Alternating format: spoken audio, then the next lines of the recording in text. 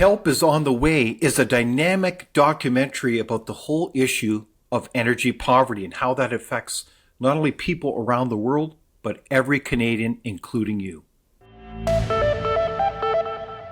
Fellow Canadians, we're on target to become a global energy superpower. And if we do it, we'll have the opportunity to help millions, maybe even billions of people around the world who are struggling with energy poverty.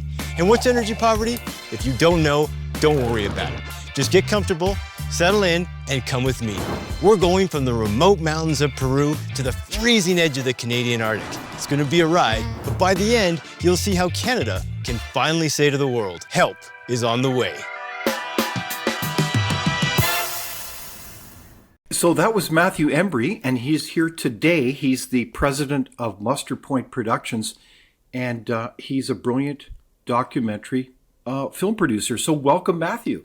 Thank you so much, David, for doing this and helping bring exposure to our film. Well, it was a beautiful documentary, and I say that because on different levels, not only was the cinematography very interesting, like you went from the far north of Canada, from Calgary to a lot of places in between, including some pretty remote places like Peru. Mm-hmm. And I thought it was very interesting as well, the approach that you took in terms of your conversations that I think were very real about this issue of energy poverty. So I guess my question is, why did you do this documentary? Well, I mean, first and foremost, our company will only do films and documentaries where we're trying to bring exposure to people, places, or communities to help them, or to help make a difference and to help make the world a better place. So we tackle a variety of issues, whether it be the opioid crisis or issues around healthcare, these types of things.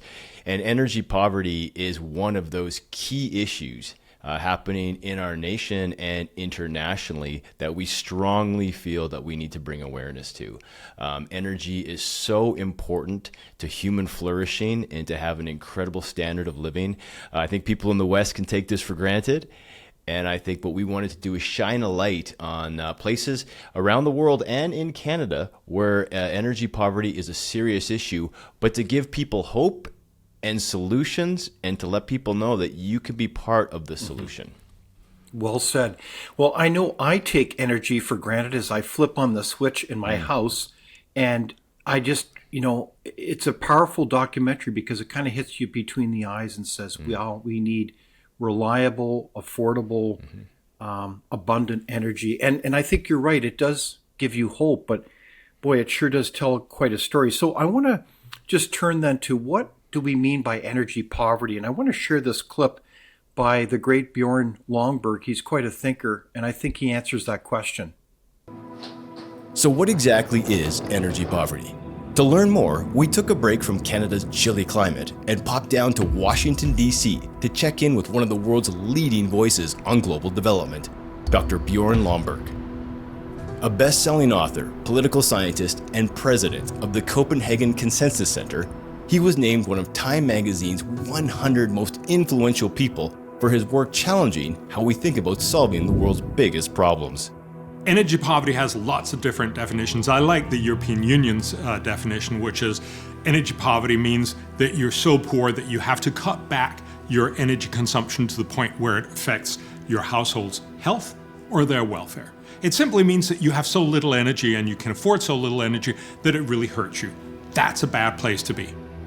Studies show about 1.8 billion people across more than 150 countries live with energy poverty. Dr. Lomborg explains some of the deeper root causes and consequences.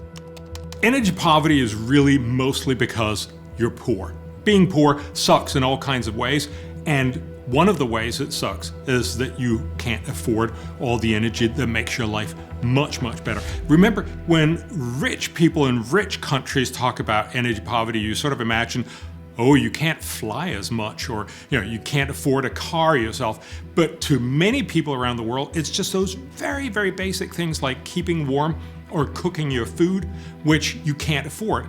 And that means you end up doing it really badly with dung, cardboard, wood, whatever. And that is one of the reasons why a lot of people, vastly over 1 billion people, cook and keep warm with dirty fuels, and their indoor air pollution is so high that it's equivalent, according to the World Health Organization, of smoking 2 packs of cigarettes each and every day. That's terrible.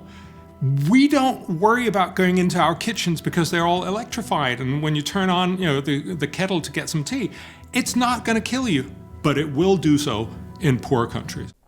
That clip is very powerful, Mathew, and I congratulate you for being able to get Bjorn Lomborg on the record. So this issue matters to not just thousands or millions, but billions of people. Is that right? Yeah, I mean, the scale is enormous. And again, that's why in this film, we want to bring in an expert like Dr. Lomborg and other people to share with us how big of an issue this is, and for people to become aware that this is something that is affecting billions of people. And so why did you take your film to the high Andes in Peru to the Canadian Arctic? Like what were you trying to get at then by going to those distant places? Yeah, so I mean, energy poverty is something that we hear about. It is something you can envision people who are struggling to have enough energy to make things work, whether it was education or healthcare or just basic things like cooking. But what we wanted to do was go somewhere to actually show people, to bring our camera, to point the lens in our camera towards issues, meet people where this is actually happening. I mean, as a documentary filmmaker, my goal is to transport people, bring them on an adventure, and bring them into that real world where this is an issue. So it's not just a statistic. It's not just an article. It's actually, you're meeting the people, you're seeing the children, you're entering the villages, you're getting a sense of what it's actually like, and you're seeing it in action. For me, I actually went to Peru on a vacation. And it was driving between some of the tourist resorts that really opened my eyes. And I said, I said it in the car. I said, I have to come back here and make a film. I have to show people what is going on behind the tourist scenes, what's going on behind the fancy hotels. I mean, this is energy poverty, and people need to be made aware of this. And I thought Peru was a perfect location given how many people travel there. And again, sometimes we think of different countries all around the world, developing nations. Peru doesn't come top of mind. I don't think. I mean, maybe it does. Maybe I'm wrong. And that was the journey. And then to answer the second part of your question, we also wanted to bring it home to Canada. We wanted people to realize this is not just happening all over the world. It's happening right here in different ways. And then, how can you get involved? How can you help something? Well, it's a remarkable documentary. I found myself pretty emotional at times because you realize how this issue really hits people in terms of their health. Like what Dr. Lomborg was referring to is you've got bad air quality. So this impacts people's health and actually is killing people. Is that an overstatement? No, not at all. I mean, not at all. People are getting sick. I mean, there was a scene in the film where we went into one of the homes in a community, and they were teaching us how they stay warm because it was cold. We went there during the winter months, and the amount of smoke in the room was so thick that I had to personally leave, and I was worried about the crew being inside there. It was that bad, and to think that all of these people in the community, maybe not all, but that's how they had to heat their homes and stay alive. And for us, it was emotional too. I mean, you saw the scene where we had to help bring one of the babies to a hospital. I mean, this really happened, and we shot it. And again, we're hoping other people watch it and get a sense of what needs to be done. Absolutely. So if we just back up for a second, think of Canada. I mean, we know that every country has this kind of mix or blend of energy resources. Can you help kind of set the stage in terms of where our energy comes from in this country called Canada? Yeah, definitely. I mean, I think that in Canada, I think the goal, I think we can all agree, is that we're trying to find a responsible blend of conventional and renewable energy sources. I mean, Canada is absolutely blessed with incredible amounts of conventional energy, whether it's oil, gas, and LNG.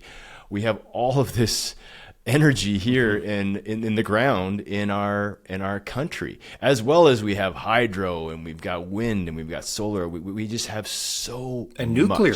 And nuclear. Sorry, I forgot about nuclear. And nuclear, we just have so much of it, and we have so much to give.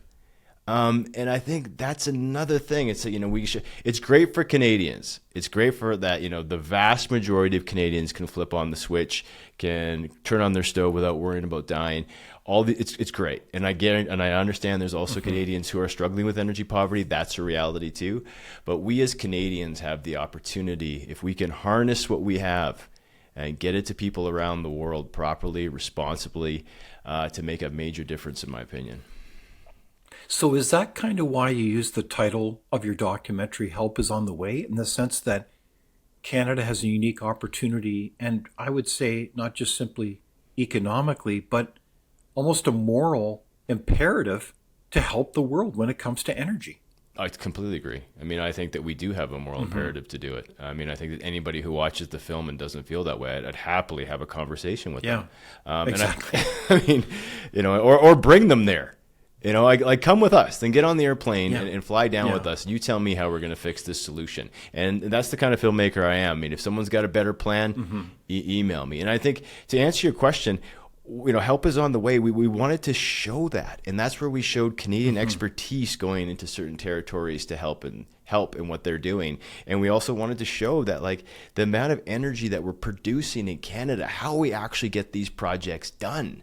All of those, we wanted to show the blueprint of success, and knowing that if we keep on this path, if we keep looking towards this responsible blend of conventional and renewables and innovation, we have an incredible future ahead of us. Yeah, no, it's very positive. So you introduced us to a number of individuals in the documentary that were doing some pretty interesting projects. Why did you introduce us to some very interesting individuals to take us up to, the mountains of Peru to do some very interesting projects? Right. Why were you doing that? Well, you know what? As a documentary filmmaker, what you're trying to do is to entertain in order to inform. That's what I'm trying to do.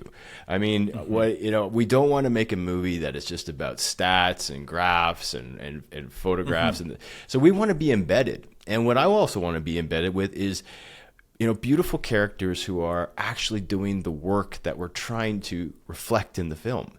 And so when it came to like Callista and Pavneet and Aaron and all these people involved with this incredible organization called Light Up the World that are going into remote territories and providing sustainable energy to people, this is exactly where we want to be. We want to be embedded with them, and we want to see the real world action of what it takes.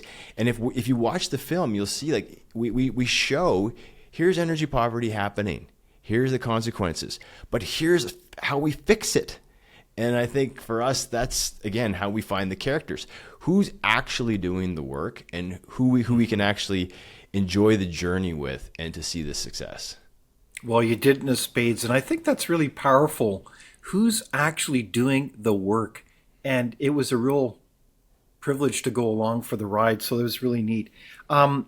So one of the things that I was very intrigued about is that it seemed like energy poverty is a crisis, but it's right in plain sight. So why do you think that we often overlook it in our public world as, quote, average Canadians? What's going on there? I don't know. I mean, you're asking a really complicated question, David, and I appreciate you asking it because it's a tough one to answer. We released this film a month ago. And the challenges we've had getting press on it are, in my opinion, unexplainable. Seriously, so it's been hard to get the attention from. We've only had, I think, 2 major papers cover it, and we've sent it to everybody. Is that I know. We had a publicist, we had a full press release. We're going to do another press release. I mean, to get people to want to engage with this issue is so challenging. I think it makes a lot of people very uncomfortable. And I think, that's, and those uncomfortable places, I think, if we're going to move forward, that's where we have to go. And it's, again, it's a challenge for people to see this. So I try to understand this more, Mathew, is the sense that, here you have the brutal reality that in our world we have a lot of people suffering because of energy poverty. Correct. And Canada's part of that solution. And yet people, is it just they don't have enough time to pay attention to this? I mean, this is hurting people. So why would, if we care, why would we not be engaged to say, yeah, great documentary. This is a really moving story here that you tell. I can't speculate fully to why issues like this get somewhat ignored in the West, but I mean, people have politicized energy issues so much, whether it be in Canada or in the United States and in Europe, that even having a reasonable conversation about energy issues is incredibly challenging. And that's why with our film, we try to be as realistic as possible, where we show a group of amazing Canadians going in with a renewable project, but we also clearly show that it's conventional energy that's powering it and making it work. Of course. Yeah. You can't do solar panels unless you have conventional energy, right? And it's so polarized right now that having a balanced discussion of saying, hey, we can have both. This is great. I mean, we unfortunately in Peru, we can't build a pipeline right away to that community, but we can put solar panels in. But to get those solar panels in, we need jet fuel, we need gas in the cars to get there. We need all the things that it takes to make those solar panels. But because of the politicized nature, again, it's a very uncomfortable conversation for people when they want to see it as a black and white issue. Okay, but I think you hit the nail on the head right there. This is not a black and white issue. And it's I would say, perhaps some people's way of thinking to make it a black and white issue actually is harming people. No, there's no question. Like there's absolutely no question. I mean, in my opinion, and then I think that what we can do is, I'm hoping films like this are a step forward, where we can start acknowledging, hey, we've got to do something here. Good for you. And I think one of the issues that's fascinating that you do cover is the whole topic of energy sovereignty. It's not just energy poverty, but it's sovereignty. Can you explain what that means today? Yeah, definitely. And I'll try my best. I mean, Dr. Bjorn Lomborg does a much better job in the film explaining this, but I will try to truncate his thoughts. But we also tried to show this, again, with one of our other incredible characters who was a co-director on this film for part of it, Mykola Pelikov, who is a Ukrainian director who directed part of it in Peru because we had to have two different crews. And Mykola's story was incredible. I mean, he had to leave the Ukraine because of the war, and he shared with us his experience of what he saw, where Russia would use their oil and gas, whether depriving or with pricing, all these types of things. So Ukraine didn't have enough of its oil and gas resources as a military tool. And whether to freeze them out literally with weather or in financial metrics, all these types of things. Whereas, and we try to demonstrate that if a country doesn't have enough of their own energy, they can be controlled by other countries that do. He's a real world case study in our film. And again, I think this issue is Canadians are really finally starting to talk about this. And I think Mykola's journey to show that, hopefully people wake up and realize that, hey, Canada has got to get our energy, ducks in a row, so to speak, so that never happens to us. Right on. I think it was very timely as well because energy sovereignty matters to Canada. There's been a lot of talk about elbows up and 51st state and all the rest.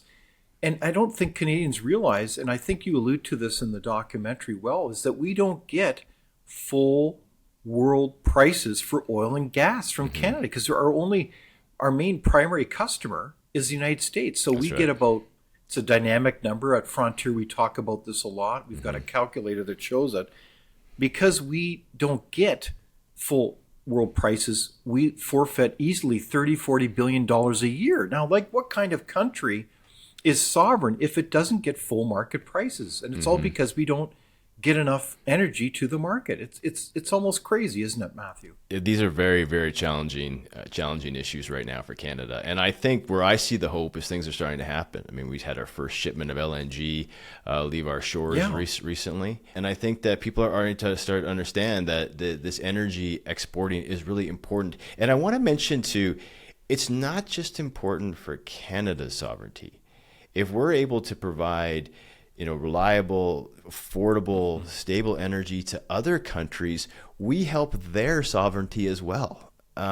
It's a domino effect. And I think that great for us, we're getting there, but we also owe it to other countries in the world to help lift them to a higher standard of living and give them additional sovereignty. I think you're absolutely right. That's a brilliant insight. What was interesting as well in the documentary was the views of the scenery of Peru, among other parts of this incredible world. But it's amazing how you go up these winding roads way up into the Andes in these buses, and how you experienced a landslide. So you were kind of trapped up there in this emergency situation, and you turned to a community and a radio station. Can you tell us about what happened? Yeah, that was an incredible day. And it was a tough day. I mean, it was cold, it was rainy, and what our goal was our guide was going to take us to a very remote village, one where we could really show where energy poverty was a serious problem for people. And that day, the road to that village got washed out. So, we were already, 6 hours, maybe more into the mountains, much more than that. And what happened is a local radio station, they went on the radio because there's no cell phones. We can't contact these people. So they went on the radio, like your AM, FM dial, and broadcasted, hopefully that people in the community could hear us, and that they would come and meet, as far as our car could get into, our vehicle could get into, and help us carry our gear all the way into the community. And so, again, when we finally got there, they were there.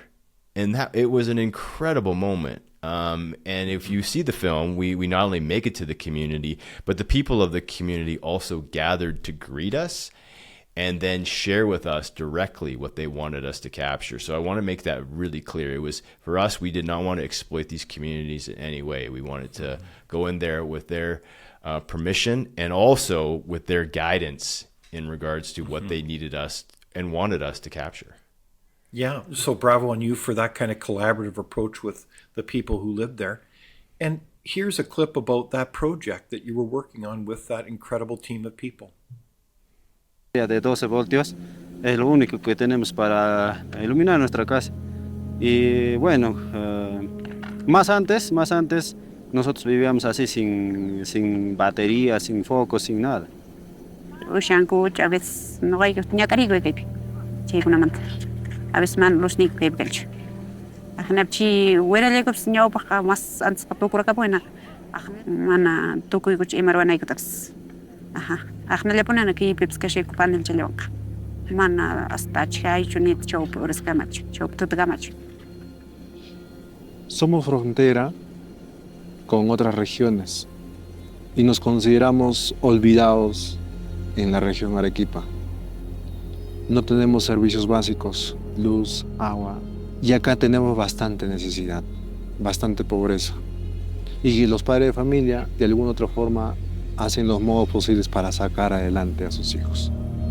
Necesitamos bastante apoyo, más que todo porque creemos que la educación es la puerta para que ellos salgan adelante, salgan de esta pobreza y que Huarcaya progrese. He's right. Education is one of the key pieces to helping people break the cycle of poverty. And that's why bringing energy to a school is so important. It gives students a real chance. With power, they can read after dark, use technology, and learn in safer, better environments. Studies show that access to electricity directly improves school enrollment, supports longer study hours, and even boosts teacher retention. Globally, countries with high energy access consistently outperform those without it in education, health, and economic growth. It's not just about lighting a room. It's about opening the door to a future with more opportunities, and that starts with energy. Putting lights, putting outlets, giving them energy so they can maybe plug a laptop over there and study more or work more or just have some call with their parents that are in the biggest cities. So right now in our project, we take in account that and we are making the best in our hands to better the quality of life in those huts.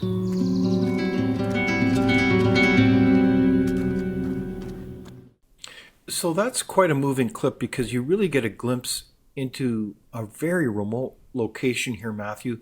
Help us explain then what's really going on here and the difference that the team of people you were with were making in the lives of those people. Well, as a filmmaker, you're more or less an observer. So I mean, you're not really doing the hard work. I want to be clear about that. I mean, we are, but it's not. We're doing hard work, but not like these people. The Light Up the World. Aaron Cohen is the executive director there, and his team that he built are just incredible human beings who go into these remote areas where the altitude is very challenging to work in. The weather conditions are very tough. And they install these incredible solar panels as well as internet. They link to Starlink, plus helping with water systems. They go in there and they change it. And they quite literally change lives by adding light switches, and people have contact to the outside world. Their ability for education, for healthcare starts to change. And then they have a centralized center in Lima, Peru, where they can monitor these communities to make sure they're doing great. In regards to energy, I mean, they can monitor how much energy they're getting, if the systems are working, all this type of thing. So again, that's what we really wanted to show, that there is a solution. You can do something. You know, I mean, you can do it, David. When we get off this call and you and I can, you can get on an email train with me. We could have you in Peru in 6 weeks. I mean, I'm not kidding. Wow. Like, you can actually make a difference and make it happen.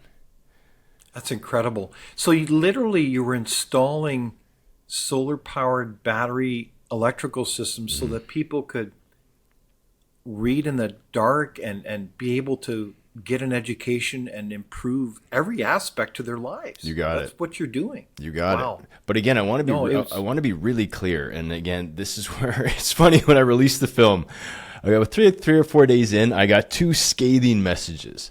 One from someone who was, super pro renewables, who called it my film a commercial for oil and gas, and another, scathing review from someone who was pro oil and gas and thought it was too much about renewables.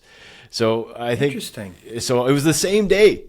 And so Wow. I thought, wow, like I really hope people leave our film realizing that it took both. It took both, and it took oil and gas, it took everything, and it took solar, it took all forms of energy really to make that incredible project happen. And I think what we also wanted to show is the amount of energy it took to bring energy to the community in Peru, which was enormous.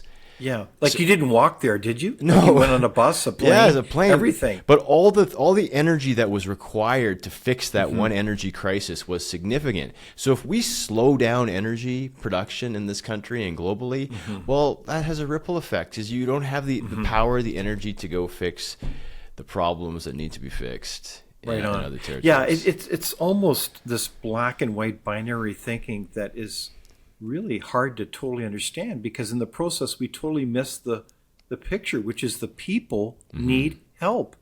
They need assistance so they can become self-sufficient and move forward. But yeah, and there's immediate needs right now. So it's, what a remarkable discussion. One of the things I thought was very interesting, Matthew, and you allude to this, is we tend to look at this through kind of black and white terms. It's almost like if you don't agree with the notion of kind of a climate hysteria, then you miss the perspective on the need to work with all forms of energy. And I thought that there was a really good point here that you had a discussion with Dr. Lomberg about climate hysteria. Yeah, I mean, that's a really interesting term that I wasn't even aware of until to be honest, until I interviewed Dr. Lomberg. And then it actually came up in another interview as well with Dr. Judith Curry. It wasn't in the film, where we, if we look back over the past, say, 5 years, there's been a lot of exaggerated claims in regards to where the world is going in terms of climate change and global warming, and tying this in with various forms of energy production all around the world. And these claims have been to the point that the world's going to be over in 12 years. All this type of stuff, we've heard these types of things, and it really hasn't helped the conversation. It's created a lot of fear. It's created a lot of anxiety. We have a younger generation very fearful, and maybe unnecessarily, and I'm not going to say maybe, unnecessarily so. I've got 2 teenagers. That's one of the reasons I do these films. I made another film called Global Warning, which came out in 2018. I would love if people rewatch that film, because many of the things that are happening right now, the political tectonics, we tried to tell people in 2019, 2019, I'm sorry. And I made this film, and with my own children, be like, hey, let's not get too excited about where the world is going. We've got some problems, no question, but we can fix this. Human beings have a legacy of doing this. And not only can we fix it, we can make it better. And that's my message. And I think this idea of climate hysteria, which I quite like, because people, in my opinion, went a bit over the top. And I think that it's quieting down. I know it's quieting down. And it's funny because we were, discussing climate change and global warming issues with one of our key subjects in the U.S., okay? And they kind of looked at me as though, like, I can't believe you're still talking about that kind of thing in these extreme ways. That that the conversation had moved on. That yes, we're being cognizant of what's happening, but we're making responsible shifts to ensure a good future for everybody. So again, I don't want to come across. I'm not saying, hey, we've got to be doing great work environmentally, but again, people will want to put me in that camp probably. I'm trying my best to say no. I want a great world just as much as you do. But I also don't want people suffering in the cold in Peru and going to villages where almost everyone had a child pass away because of exposure or of illnesses that can be treated.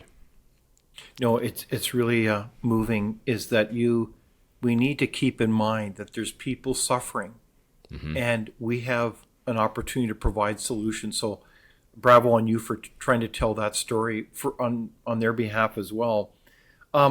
And the paradox is very interesting. It's not just, say, in Peru or so many other places around the world. It's also right here in Canada, where we look at energy poverty at so many levels right across the country, coast to coast to coast. And so you went to Nunavut in a very interesting community and wanted to share this clip as well.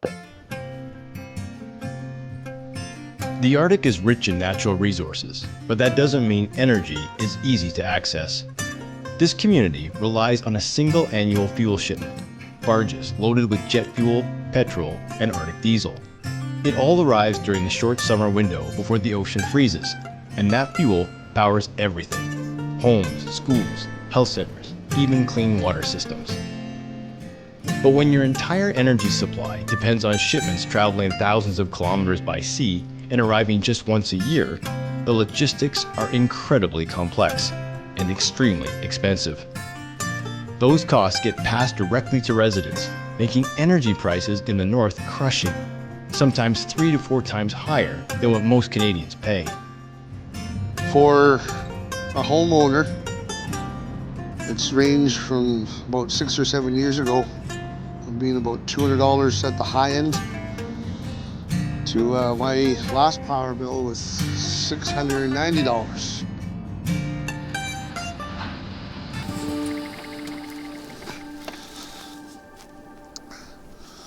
All right.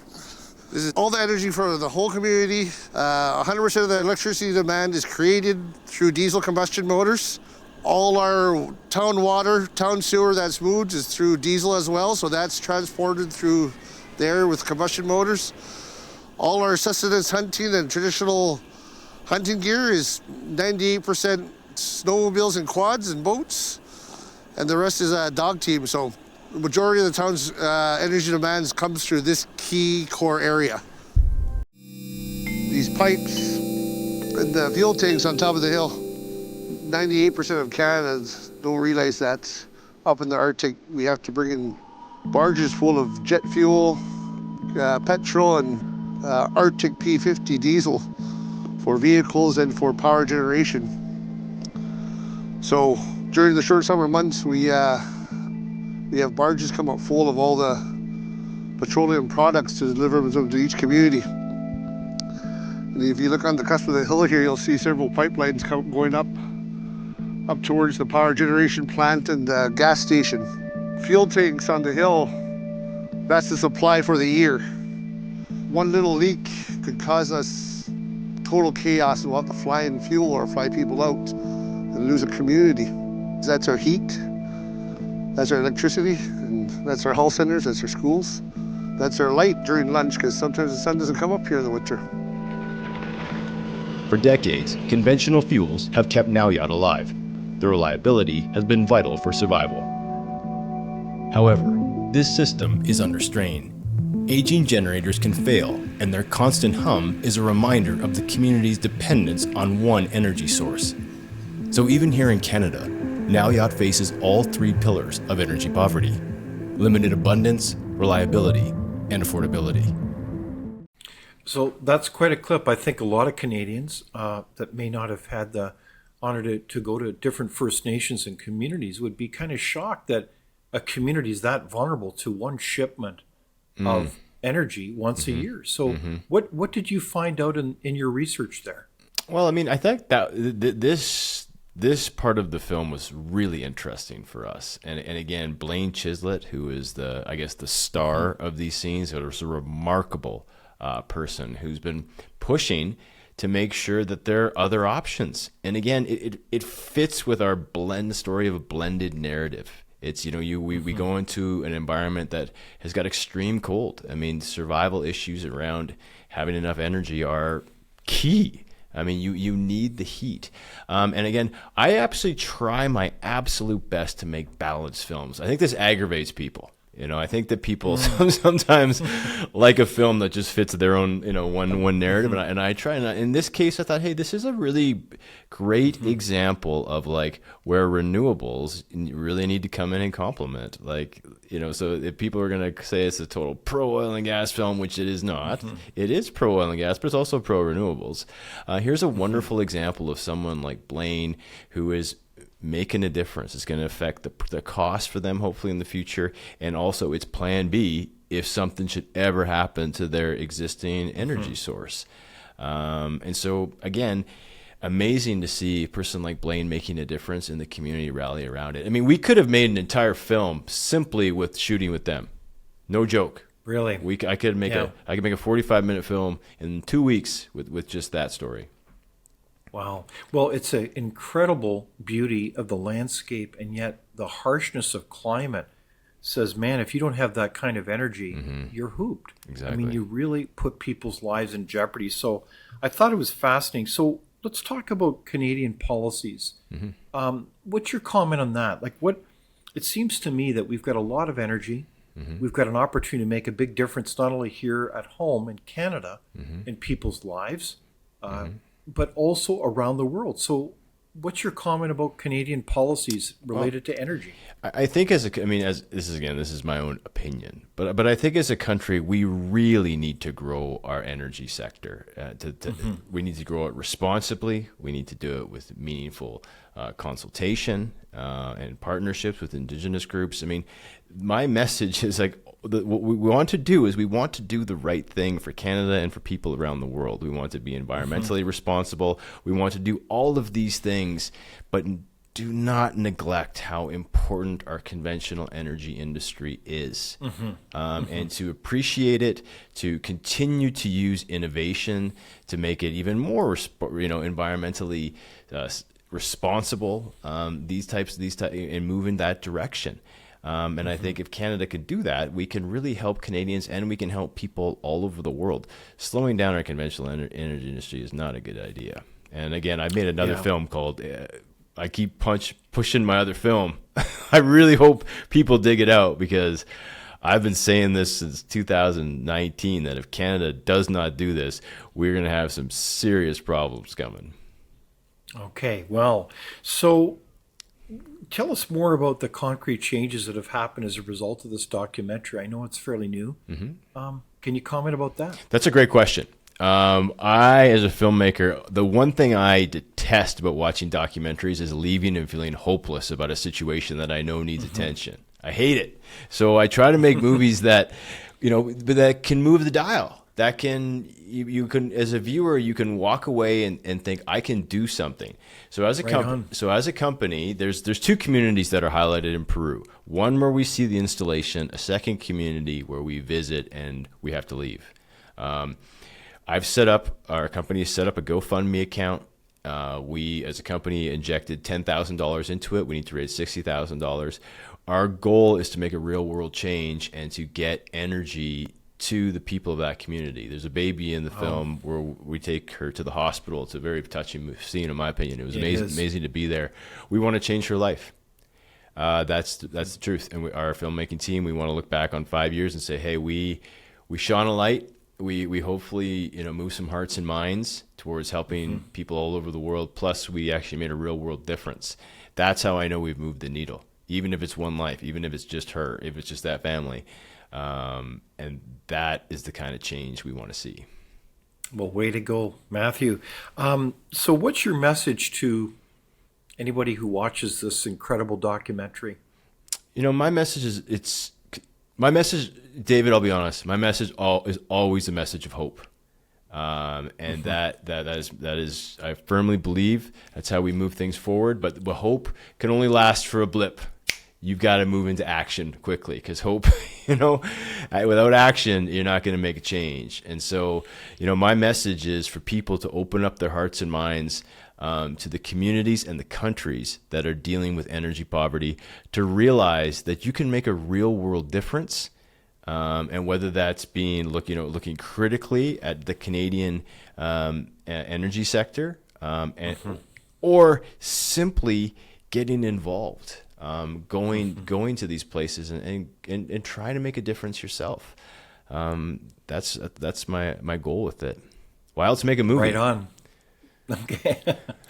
Well, Mathew, I want to congratulate you for your documentary. Not only is it beautiful from a cinematography point of view, but I think it tells the powerful story of how energy makes an impact on people. And so I think that your documentary is partisan towards people. And that's I think that's a perspective that is missing too often in these public policy discussions, is that we need to look at all these options of energy because there's people's lives at stake here. Isn't that the point? You're exactly right. You're exactly right. And I think we need to educate people as much as we possibly can about how energy is fundamental to giving a higher standard of living to everyone, not just Canadians, but to people all over the world. Right on. Mathew Embry, it's been a pleasure to have this conversation, and I wish you all the very best with your work as a documentary film producer. Awesome. Thank you, David. Thank you for watching Leaders on the Frontier. We're a nonpartisan think tank. We explore ideas, policy, and practical solutions that can make a difference in the lives of Canadians. We do not accept any government funding. We work for you. Thank you for supporting Frontier. Visit fcpp.org to give. While you're there, be sure to check out our latest articles and research. Without open discussion and debate, you're not thinking, nor are you free. Comment below. We'd love for you to join the conversation.